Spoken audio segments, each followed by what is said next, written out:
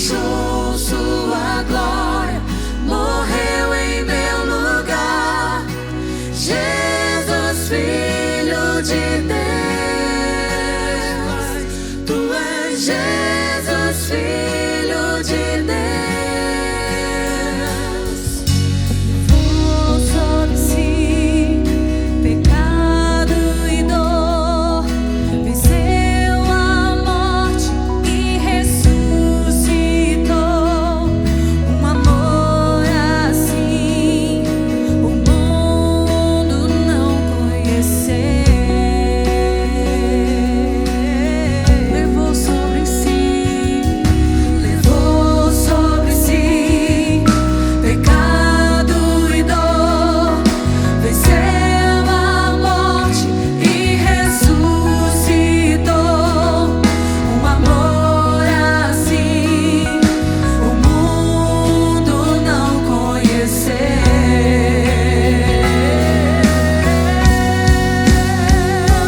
Tua altar de adoração seja sempre exaltado. Jesus, Filho de Deus, deixou sua glória, morreu em meu lugar. Jesus, Filho de Deus, tu és Jesus, Filho de Deus. Seja exaltado,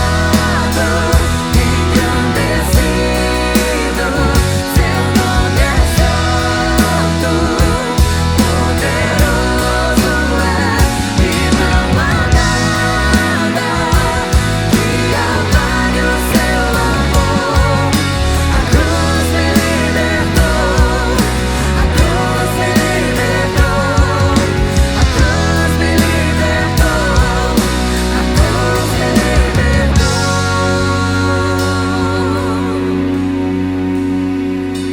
No altar de adoração seja sempre exaltado. Jesus, Filho de Deus, deixou sua glória, morreu em meu lugar. Jesus, Filho de Deus, tu és Jesus, Filho de Deus, tu és Jesus, Filho de Deus.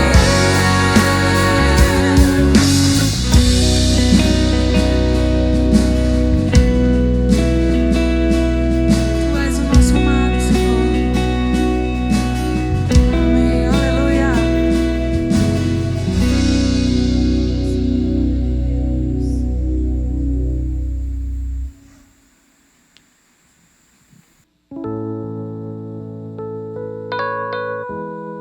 Seja exaltado, Senhor. Que o teu nome seja glorificado em nós e através de nós por toda a terra, Senhor. Aquele que foi manifestado na carne e foi justificado em espírito, contemplado por anjos, pregado entre os gentios, crido no mundo e recebido na glória. A Ele seja a glória, seja o domínio, seja a adoração. A Ele seja a glória, seja o domínio, seja a adoração. A Ele o louvor.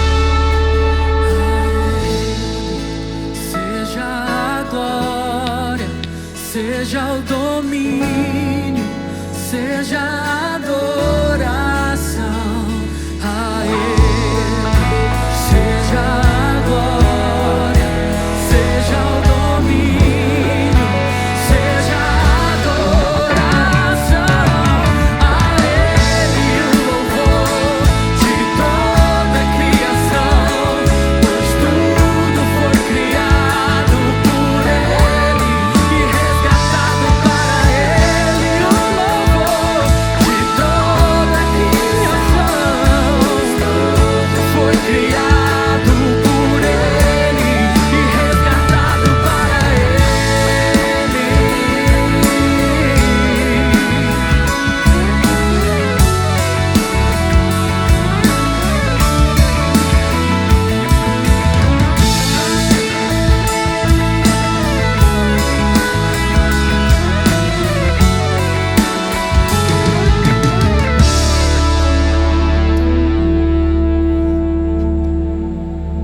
Glória ao teu nome, Jesus.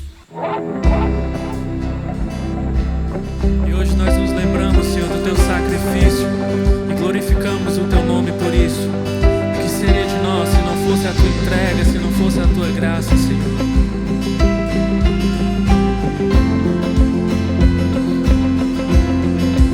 Olho para a cruz e para a cruz eu vou. Do seu sofrer participar, a sua obra eu vou cantar. Meu Salvador,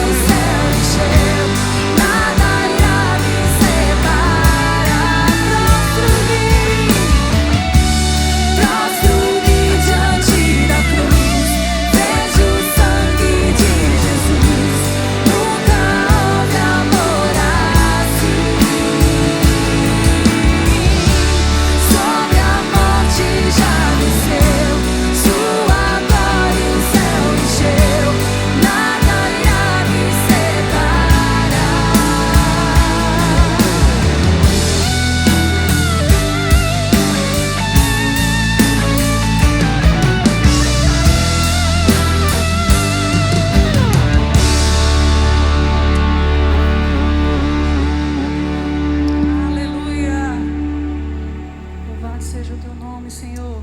Glória a Deus. Olá, IBC Fortaleza! Feliz Páscoa para todos vocês que nos acompanham. Na mensagem de hoje daremos o pontapé da próxima série que inicia domingo que vem, Esperança. Em um momento como estamos vivendo, nunca foi tão propício falarmos sobre essa esperança do porvir, esperança que está em Jesus Cristo. Serão 3 domingos abordando esse tema. Não perca! Quem está de série nova também é o Geração Futuro. Livro das Descobertas é o tema desse mês. As crianças verão que através desse livro maravilhoso encontramos Jesus, a fonte de toda esperança. O GF na telinha acontece aos domingos, às 11 horas. E dessa vez será com a transmissão ao vivo pelo canal do Geração Futuro no YouTube. Oi pessoal, próximo sábado tem Igreja em Movimento. Vamos conversar? Bater um papo sobre a rede de relacionamento em grupos.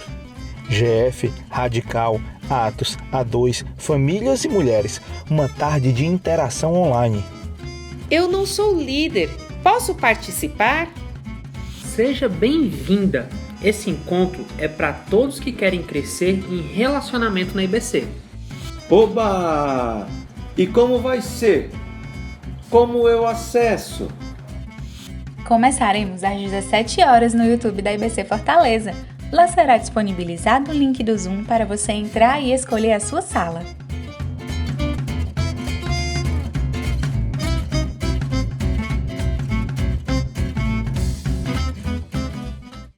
Não preciso dizer mais nada, né? Próximo sábado, então, a gente se vê no Igreja em Movimento. E para encerrar esse tempo com vocês, lembro que amanhã é dia de Celebrando Restauração. Teremos lives do CR Casais abordando o tema Comunicação no Casamento e lives do CR 12 Passos, CR Adolescentes e os grupos de partilha. Todos os links de acesso a esses encontros estão na bio do Instagram do CR, o @Celebrando Restauração. Até a próxima!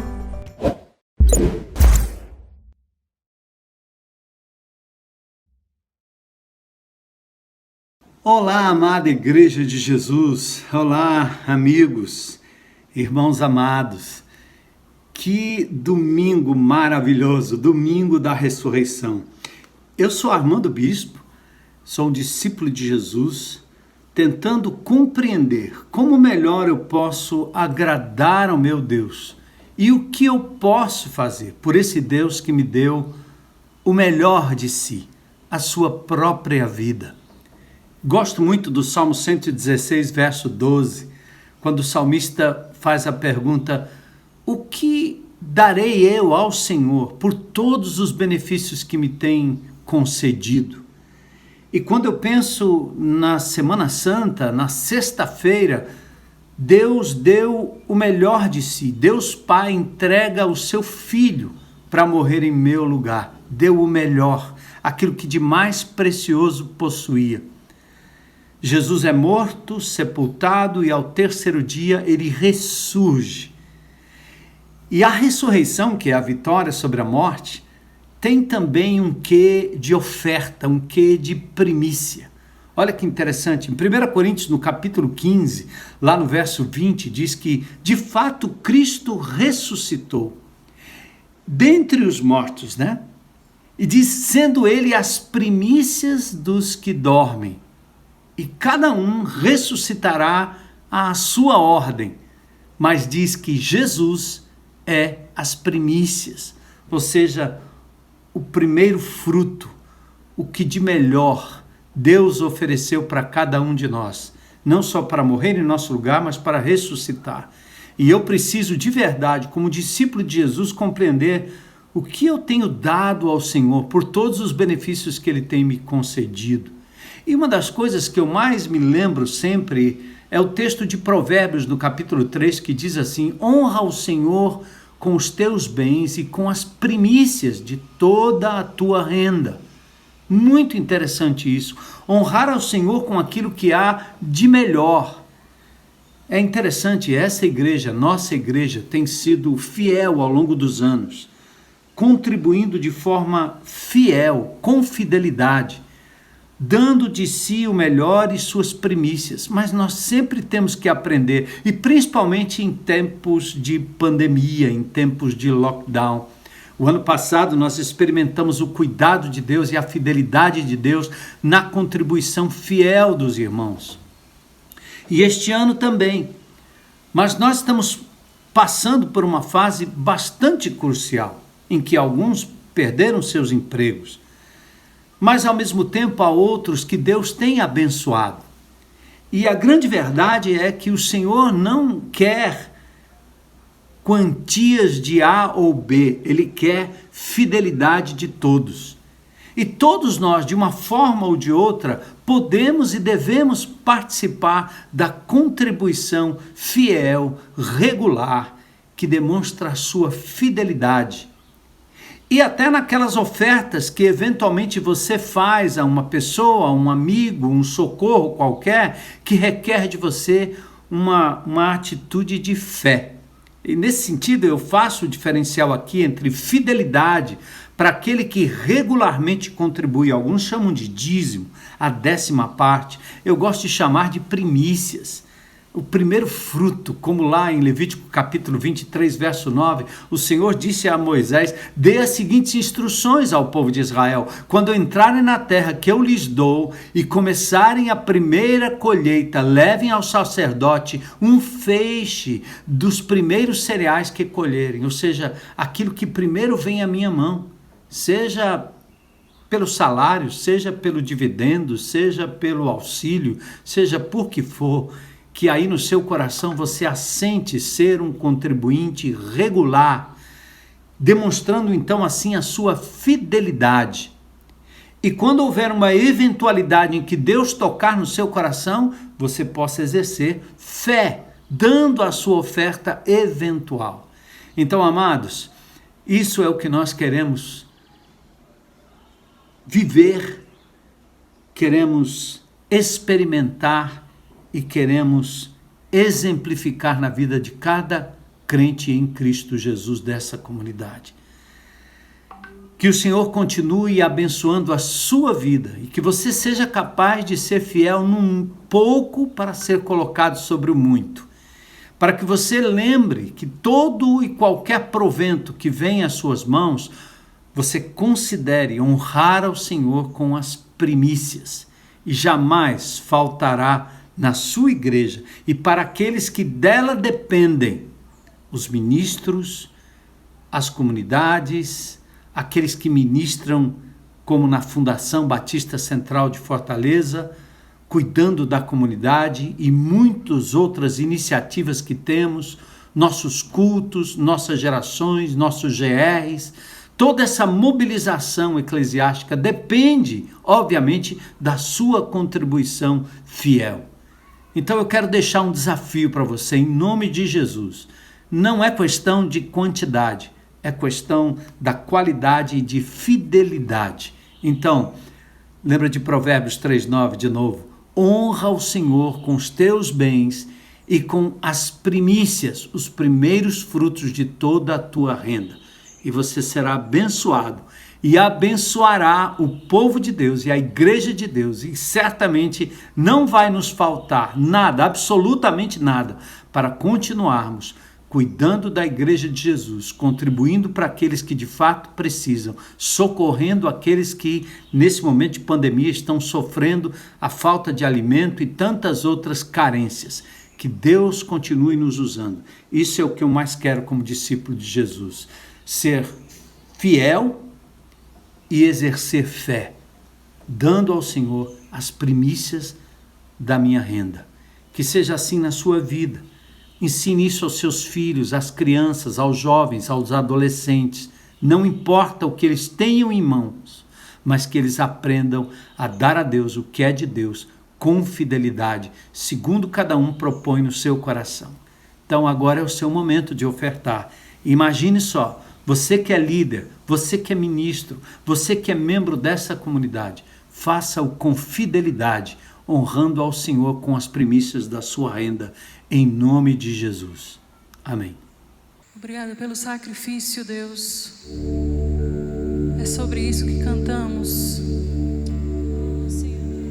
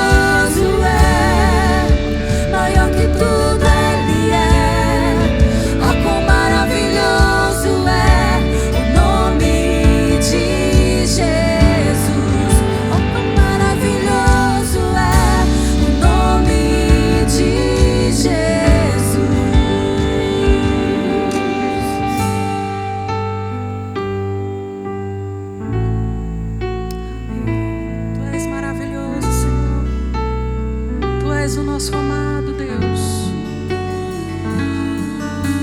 Se faz presente nas nossas casas, Jesus. Visita, Senhor, cada família.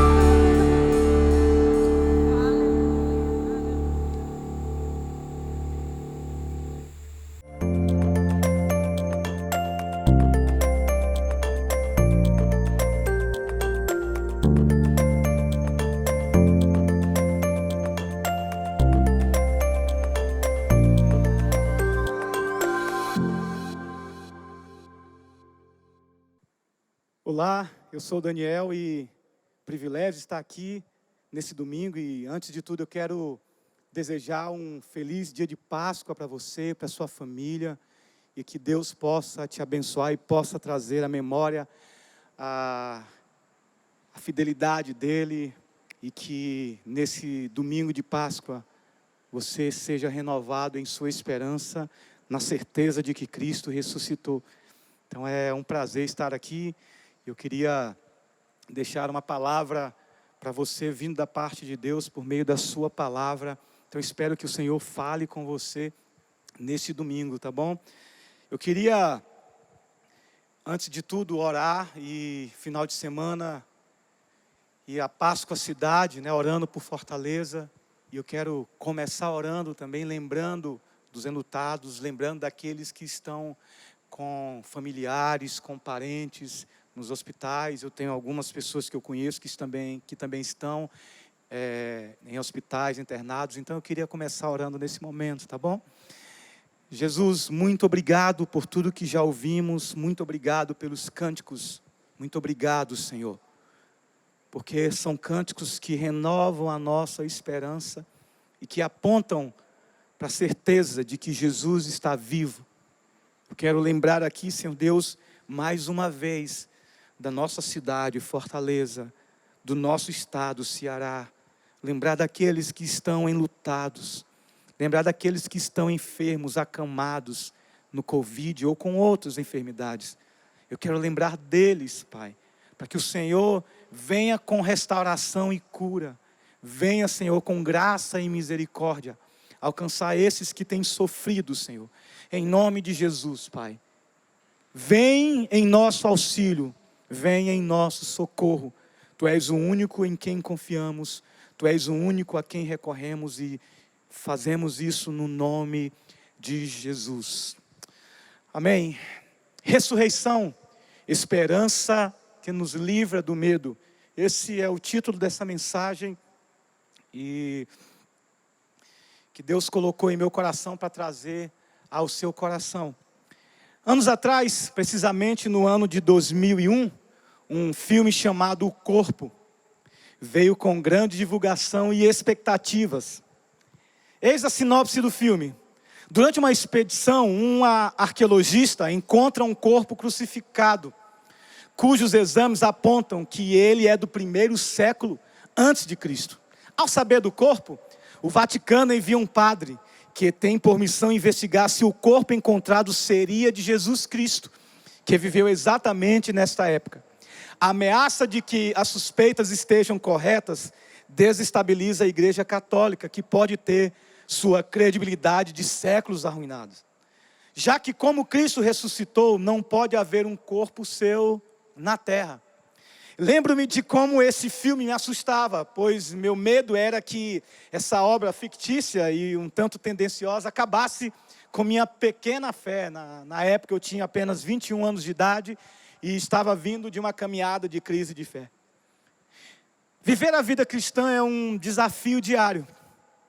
E nesses dias de pandemia temos sido confrontados, provados e desafiados mais intensamente. Como pode Deus? Perguntam. Cadê Deus? Perguntas como estas cada vez mais nos alcançam. Como respondemos a isto? O Evangelho nos aponta para algo além de nós e nos convence por meio da palavra que Jesus venceu a morte. Ao ressuscitar Cristo, nos enche de esperança e certeza de que nossa fé não é vão. Como disse Thomas Boston, Deus atuou sobre si mesmo e apagou as chamas da própria ira, mais quente que milhões de fornalhas de Nabucodonosor. Ele destrancou as portas da prisão em que as maldições da lei alojaram nosso Salvador, mais forte que os membros de um Leviatã. Quão admirável foi ele ressuscitar da maldição da lei e do peso infinito dos nossos pecados. E fosse exposto com sucesso e glória depois do encontro desafiador com os poderes do inferno. Nisso o poder divino foi manifestado em glória. Se ele tivesse permanecido na sepultura, seria razoável crer nele apenas como uma pessoa comum. Sua morte teria sido a justa punição da presunção de se autodesignar Deus. Eu queria ir no texto com vocês. E o texto dessa manhã é em 1 Coríntios capítulo 15. Eu queria que você deixasse aberto e me acompanhasse. Eu vou estar lendo esse texto. 1 Coríntios 15, do versículo 1 ao versículo 4. Então diz assim: agora, irmãos, quero lembrá-los das boas novas que lhes anunciei anteriormente. Vocês as receberam e nelas permanecem firmes. São essas boas novas que os salvam, se continuarem a crer na mensagem, como lhes anunciei. Do contrário, sua fé é inútil. Eu lhes transmiti o que era mais importante, e o que também me foi transmitido. Cristo morreu por nossos pecados, como dizem as Escrituras. Ele foi sepultado e ressuscitou no 3º dia, como dizem as Escrituras. Há alguns anos atrás, um pastor e escritor muito conhecido, chamado Rob Bell, chocou o mundo evangélico cristão, dizendo que algumas doutrinas que consideramos fundamentais da fé, doutrinas estas que temos defendido ao longo da história, deveriam ser revistas e abandonadas, uma vez que, segundo ele, acrescentavam absolutamente nada à fé cristã, caso fossem retiradas. Uma delas seria o nascimento virginal de Cristo. Para ele, Jesus ter nascido ou não de uma virgem, de nada acrescentariam à fé. O chocante foi ver que muitos foram e seguiram e seguem Rob Bell neste pensamento. Mas claro que Rob Bell não é o único que se levantou ao longo da história de 2000 anos de cristianismo. Muitos outros têm se levantado para, de algum modo, atacar algum ponto da fé cristã. Entre eles, e atualmente, Ferdinando Sudati, padre italiano, teólogo, presbítero diocesano na paróquia São Giorgino Martini, Ferdinando é o editor e responsável pela obra La Nascita de Jesus, Tramite e Ipotesi, publicado em 2018 na Itália, de autoria de John Shelby Spong, teólogo e bispo emérito da Igreja Episcopal e de uma confissão liberal. O Spong defende que devemos repensar as doutrinas fundamentais da fé cristã.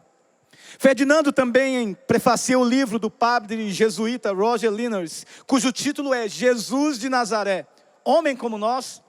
Liners diz em seu livro que a confissão de que Jesus é Deus e Deus, Deus verdadeiro de Deus verdadeiro, citando parte do concílio niceno, de Niceia, é agora insustentável. Quem sabe isso possa lhe afetar de alguma maneira, ou lhe seduzir.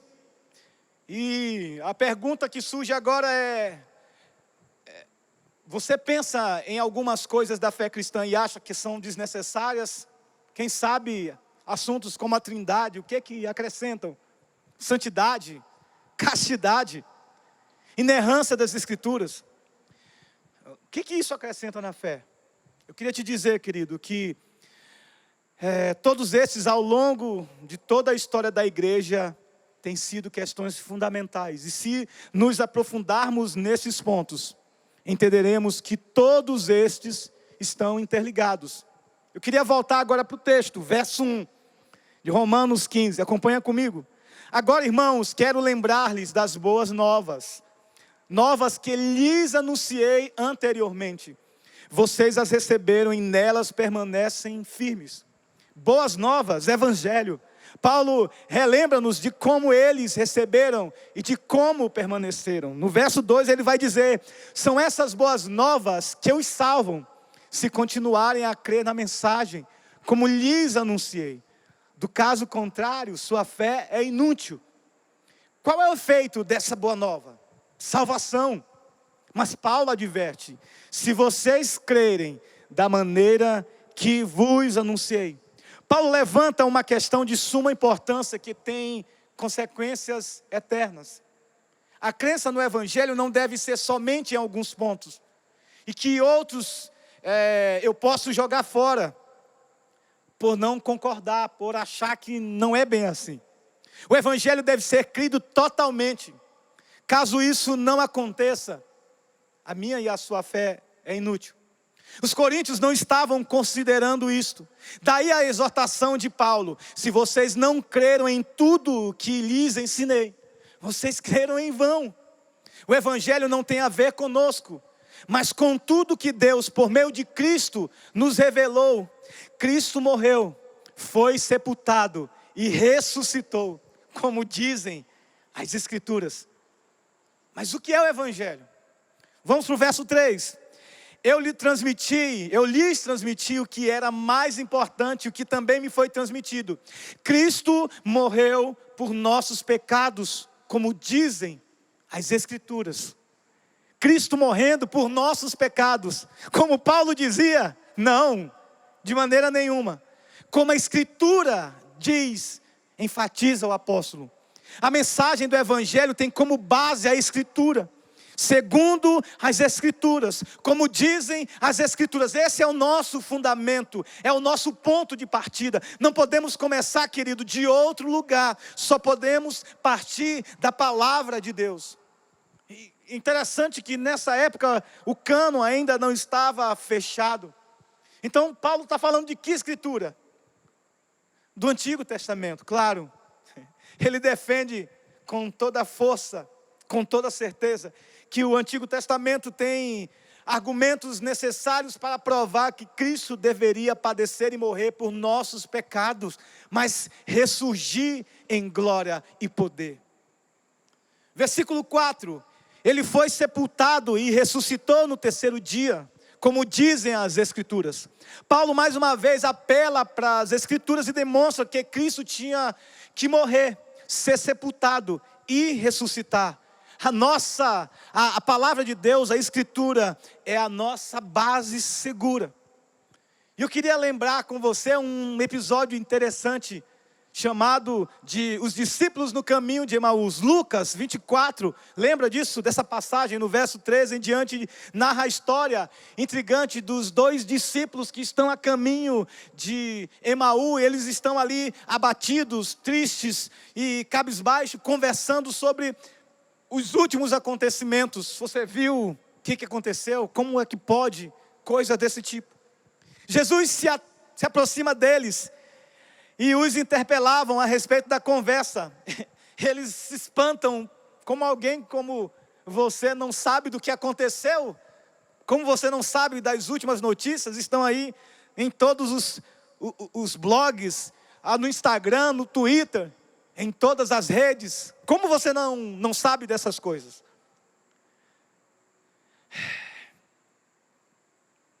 E eles falam, e Jesus pergunta, diga aí, o que aconteceu?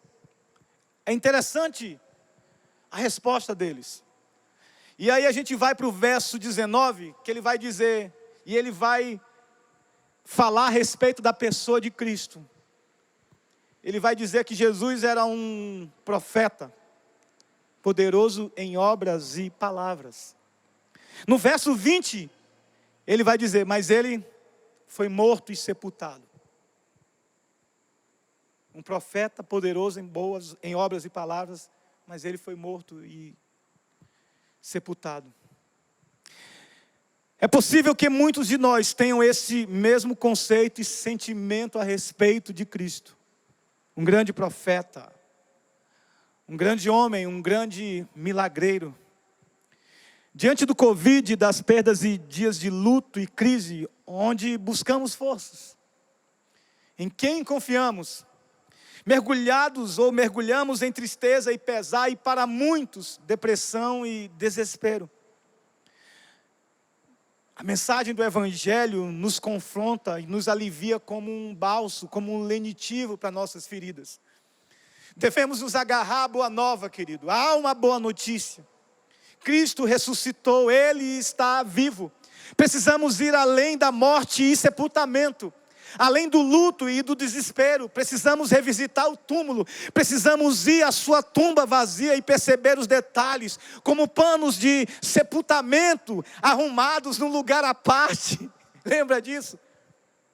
Lembra desse detalhe tão primoroso, tão singelo, mas tão poderoso?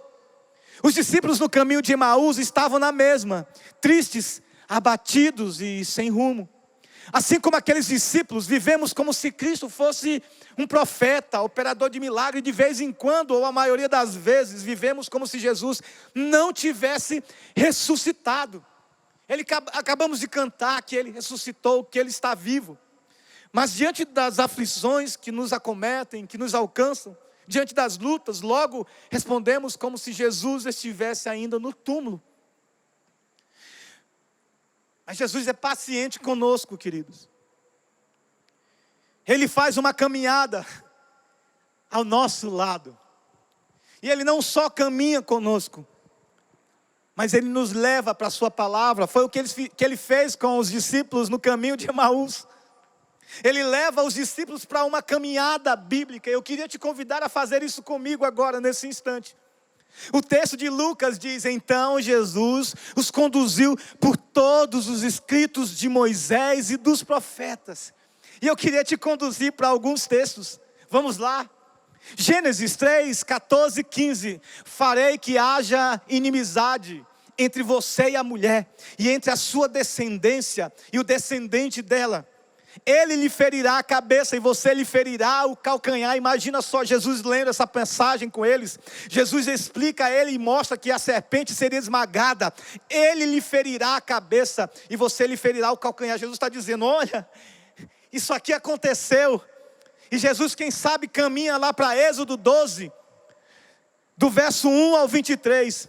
Se revelando como o Cordeiro Pascal, que livra o povo do anjo da morte. Lembra desse episódio? Onde famílias ali se reúnem ao redor da mesa. Eles matam um cordeiro, mas o sangue do cordeiro vai para parar nos umbrais da porta. Aquilo dali Jesus explica para eles, olha, esse cordeiro sou eu. Eu tive que derramar sangue para que a ira não caísse sobre vocês. Ou quem sabe Jesus fala dos salmos.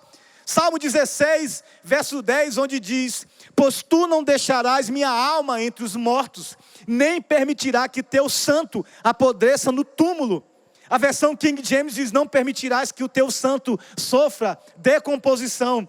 Ou quem sabe, Salmos 22, 1, ele vai falar do momento da cruz, e ele vai lembrar do salmista: meu Deus, por que me abandonaste? Por que estás tão distante de meus gemidos por socorro? Ou quem sabe, ele lembra do episódio de Judas, e lembra da passagem de Zacarias 11, 12, e eles me pagaram 30 moedas de prata. Ou quem sabe ele vai para Salmo 2, 7. O Senhor me disse: você é meu filho, hoje eu o gerei. Esse salmo fala da ressurreição.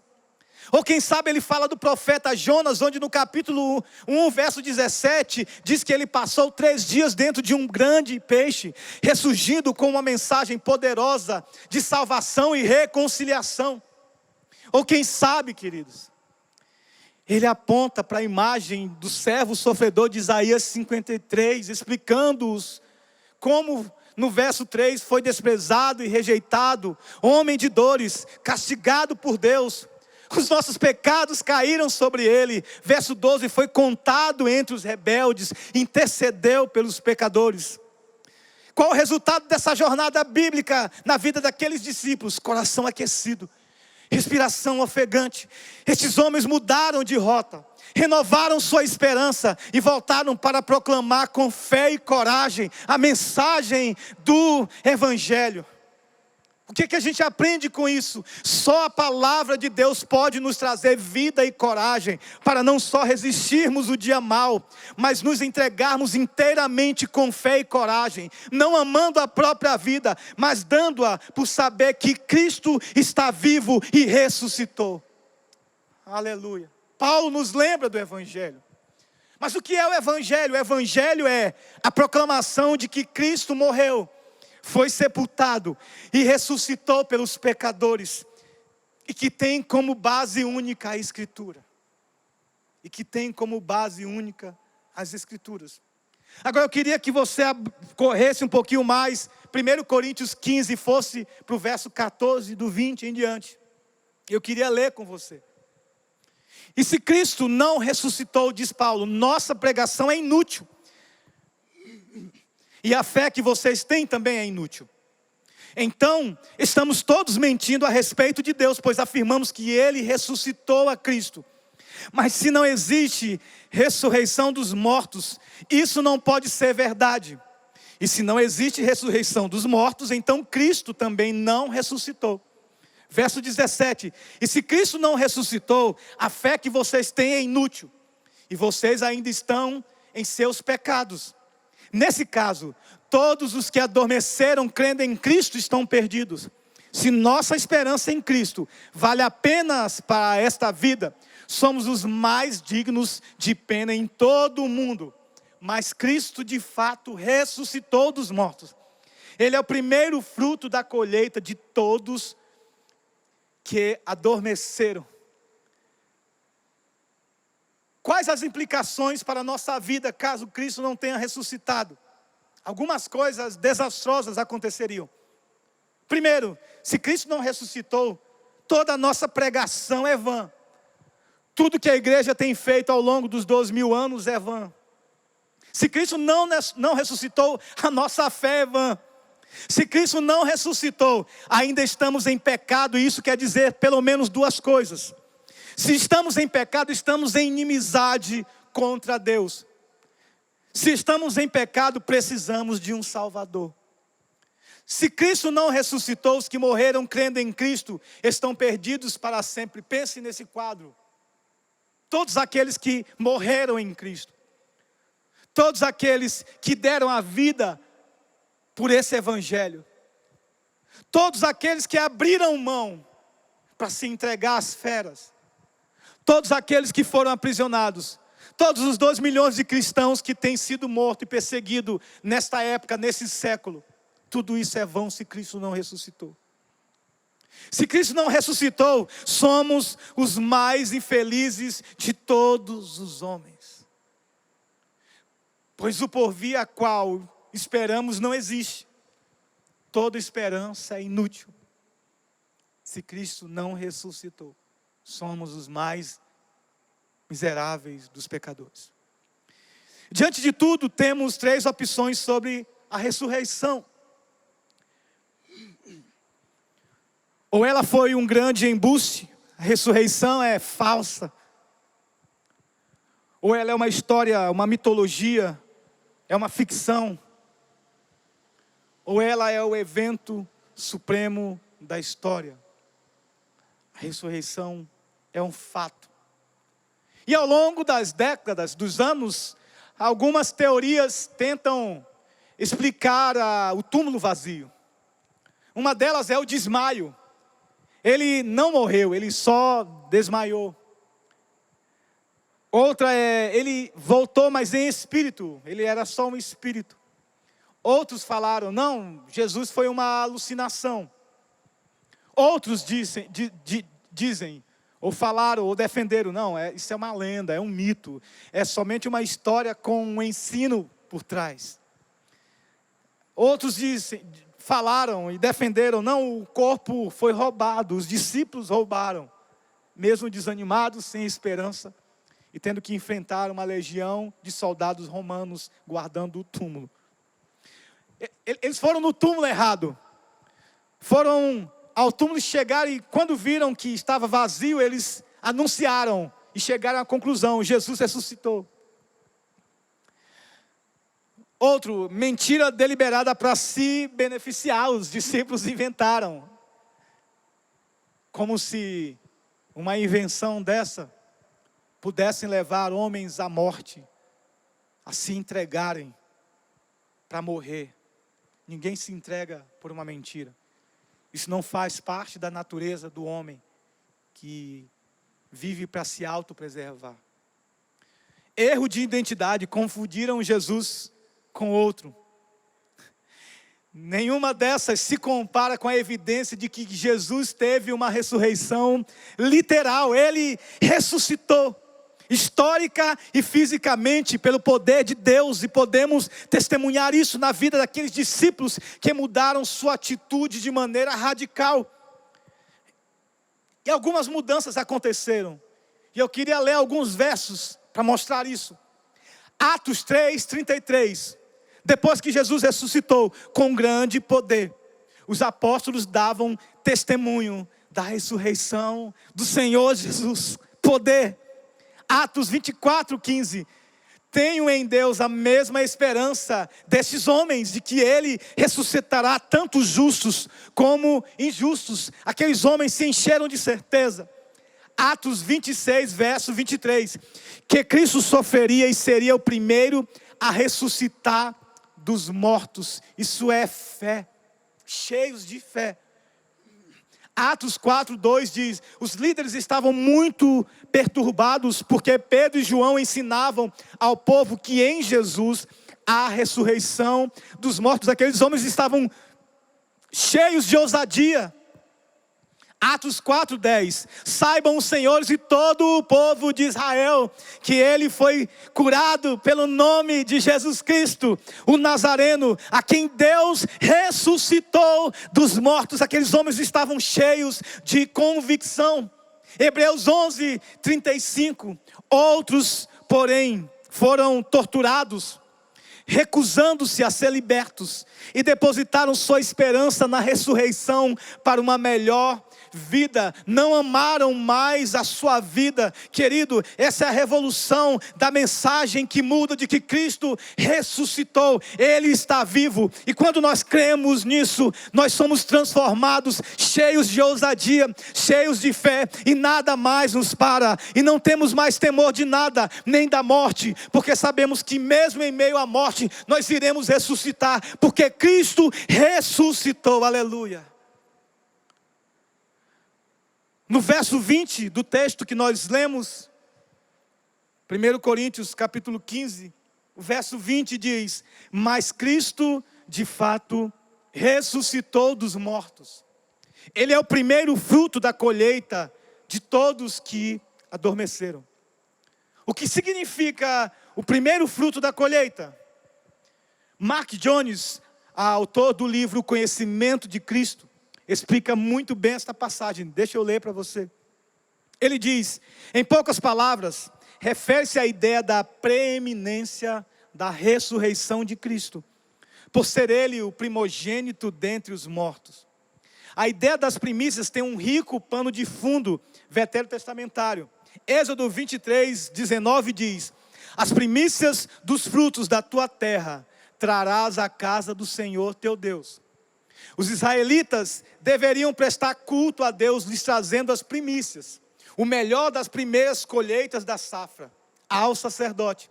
As primícias eram oferecidas não só como o melhor, mas preste atenção nisso, mas também como a parte representativa do todo. Afinal, tudo pertence ao Senhor.